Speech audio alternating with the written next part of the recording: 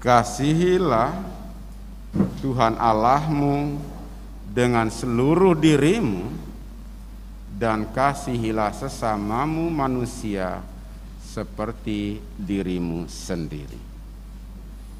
Ibu bapak, saudara saudari yang dikasihi oleh Tuhan, berbicara tentang kasih takkan pernah habis, baik oleh situasi dan kondisi zaman maupun situasi yang kita alami masing-masing.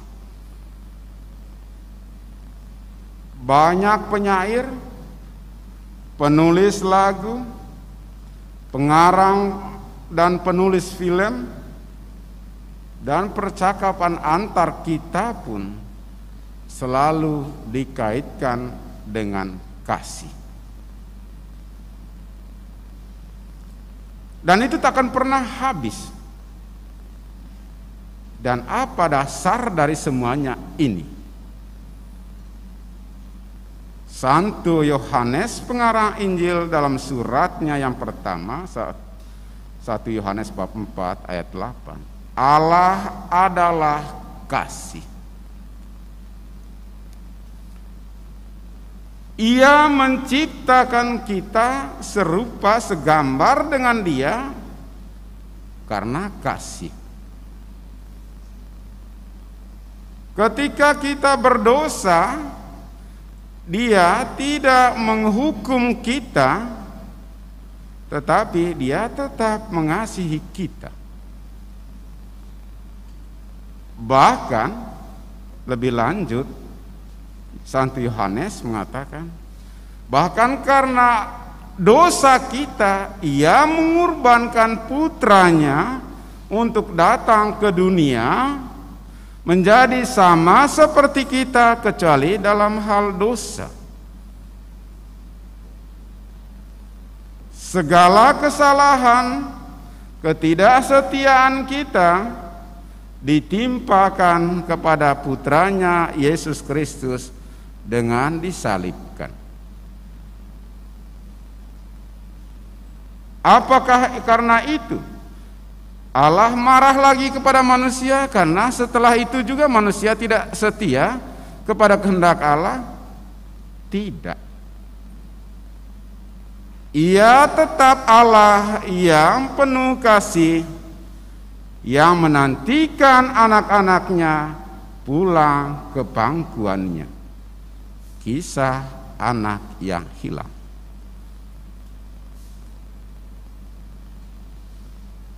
Ketika kita berkali-kali jatuh dalam dosa yang sama, apakah Allah mematikan kita? Tidak. Ia tetap mengasihi kita. Karena itu Paulus mengatakan, di mana dosa bertambah, di situ rahmat berlimpah. Tidak berarti langsung kita mengambil kesimpulan yang tergesa-gesa, mari kita ramai-ramai berbuat dosa supaya rahmat berlimpah. Bukan itu kesimpulannya.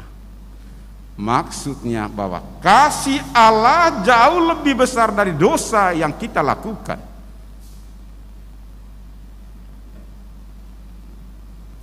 Karena itu, apa balasan kita terhadap kasih Allah yang begitu besar itu? Ya, Yesus dalam bacaan Injil tadi dan juga dalam bacaan pertama merangkum seluruh ajaran para nabi, kitab Taurat dalam satu perintah, yakni perintah cinta kasih.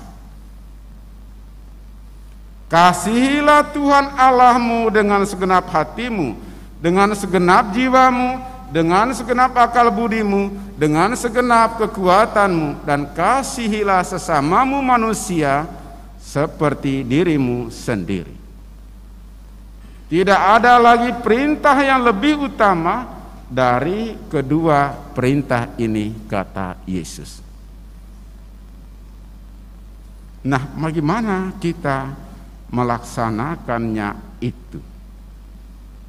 Karena kita tidak melihat Allah secara kasat mata, tetapi kita merasakan kasih-Nya dalam kehidupan kita setiap hari. Saat ini juga kita mengalami kasih Allah. Kita masih diberi nafas kehidupan hingga saat ini, kan itu karena kasih Allah. Hidup yang kita miliki juga adalah semata-mata anugerah Allah, yang suatu saat Dia akan mengambilnya kembali.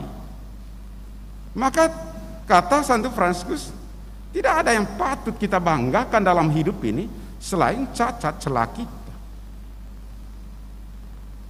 Karena itu, apa yang perlu? Karena kita tidak melihat Allah, maka Yesus menambah perintah kedua, kasihilah sesamamu manusia seperti dirimu sendiri. Dalam bahasa lain, Yakobus dalam bab 2 ayat 17, iman tanpa perbuatan pada hakikatnya mati. Mungkin kita orang yang sangat tekun berdevosi, orang yang sangat tekun berdoa, orang yang sangat rajin membaca kitab suci, orang yang tidak pernah absen untuk berdoa baik sebelum tidur maupun setelah bangun tidur ataupun pada hari Minggu. Tapi tanpa praktik cinta kasih tidak ada gunanya. Karena itu Rasul Paulus dalam suratnya kepada umat di Korintus merangkum seluruh ajarannya dalam kebajikan, 3 kebajikan moral, keutamaan moral: iman, harapan, dan kasih. Bapak, Ibu, saudara-saudari yang dicintai oleh Tuhan, mengapa kita harus mengasihi sesama? Kalau kita membolak-balik kitab suci, terutama kisah penciptaan, kita diciptakan Allah segambar secitra dengan dirinya. Karena itu dalam diri sesama kita, dalam diri kita tampak Allah itu, tampak keilahian Allah itu dalam diri kita, meskipun tidak penuh, supaya kita bisa mengasihi Allah, mengasihi sesama, berpikir, merasa, dan bertindak seperti Allah berpikir, merasa, dan bertindak.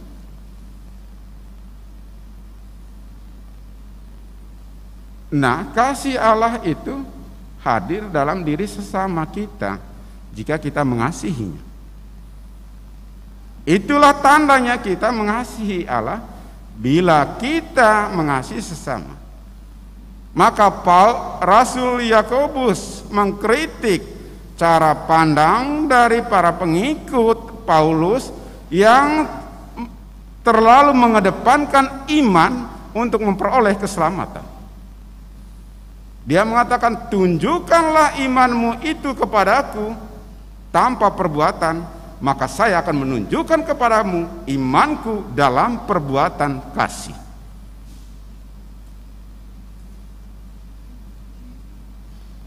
Siapa yang tahu tentang diri kita bahwa kita orang yang sangat beriman? Kalau dalam hidup kita menjadi sandungan untuk orang lain, iri hati, dengki, sering menggosip orang lain, sulit memaafkan orang lain, tidak peka dan peduli dengan hidup orang lain,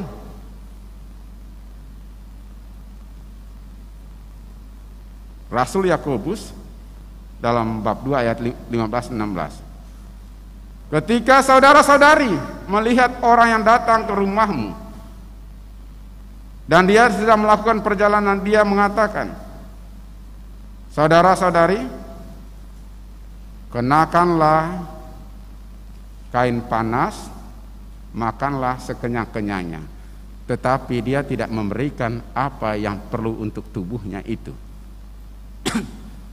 Apa gunanya itu? Kata Rasul Yakobus. Maka dia melanjutkan dalam 2:17, iman tanpa perbuatan pada hakikatnya adalah mati. Kalau kita membalik lagi ke Injil Sinoptik, dalam Kisah Pengadilan bab 24, Yesus mengatakan dalam pengadilan itu kambing dan domba, sebelah kiri dan sebelah kanan. Orang-orang benar mengatakan, Tuhan, kapankah kami melihat engkau seorang telanjang dan kami tidak memberi engkau pakaian? Kapankah kami melihat engkau sebagai orang yang lapar dan kami tidak memberi engkau makanan? Dan kapankah kami melihat engkau sebagai orang yang haus dan kami tidak memberi engkau minuman? Dan kapankah kami melihat engkau sebagai orang yang dipenjara dan kami tidak melawat engkau? Yesus mengatakan, barang siapa tidak mengasihi saudaraku yang paling hina ini, dia tidak mengasihi aku. Kisah Santo Fransiskus yang mencium orang kusta, rupanya Yesus hadir dalam orang kusta itu. Ketika dia mencium dan memeluknya, dan ketika dia naik ke kuda, dia menoleh ke belakang, orang kusta itu sudah tidak ada lagi. Dan dia mengatakan, Tuhan, ampunilah aku. Bapak, Ibu, saudara-saudari, di sekitar kita begitu banyak orang yang membutuhkan uluran kasih kita. Altar dan pasar harus seirama. Karena itu, tunjukkanlah kasihmu kepada Allah, imanmu kepada Allah dalam perbuatan nyata, yakni perbuatan kasih kepada sesama. Tuhan memberkati kita. Amin.